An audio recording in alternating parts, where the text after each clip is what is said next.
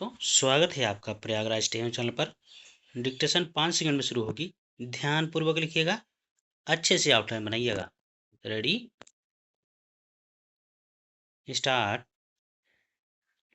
1976 में भारतीय संविधान का इस प्रकार संशोधन किया गया जिससे पर्यावरण संरक्षण को पहली बार दृढ़ संवैधानिक आधार मिला और इसने पर्यावरण संबंधी मामलों में राज्य की शक्ति और न्यायपालिका के हस्तक्षेप को और मजबूती प्रदान की।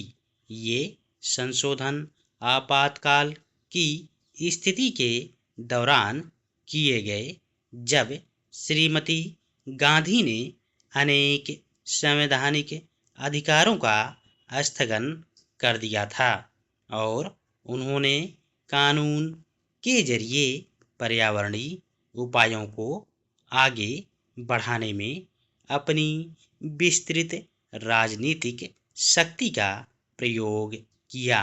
42वें संविधान संशोधन अधिनियम 1976 ने पर्यावरण संरक्षण के लिए राज्य और व्यक्तिगत नागरिक के लिए मौलिक कर्तव्य की रचना की। अनुच्छेद 48 ए में घोषणा की गई है कि राज्य पर्यावरण के संरक्षण और सुधार तथा देश के वनों और वन्य जीवन की सुरक्षा के लिए प्रयास करेगा।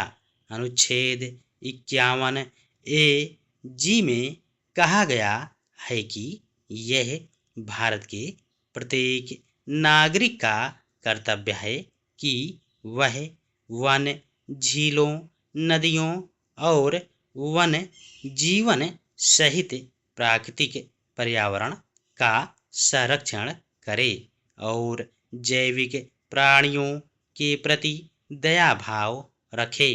इन प्रावधानों के संविधान में शामिल हो जाने से संघीय और राज्य सरकारों का यह दायित्व बन गया है कि वे पर्यावरणीय समस्याओं की देखरेख करें।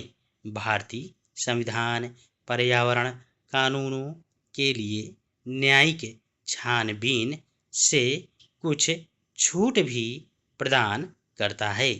इसके अतिरिक्त 42वां संविधान संशोधन अधिनियम वन और वन्य जीवों के संरक्षण का विषय राज्य सूची से हटाकर संविधान की समवर्ती सूची में शामिल करता है। इस प्रकार इसने राज्य सरकार को प्रत्यक्ष रूप से कार्यवाही करने और सुधारात्मक कानून बनाने की शक्ति प्रदान की है। 1980 में श्रीमती गांधी के पुनः सत्ता में लौटने के बाद उनकी सरकार ने पर्यावरण संरक्षण को सुनिश्चित करने के लिए कानूनी उपाय और प्रशासनिक मशीनरी को सुझाव देने के लिए योजना आयोग के उप सभापति की अध्यक्षता में एक उच्च स्तरीय समिति नियुक्त की। समिति की रिपोर्ट ने प्रधानमंत्री के अधीन पर्यावरण के एक पृथक विभाग के निर्माण का सुझाव रखा।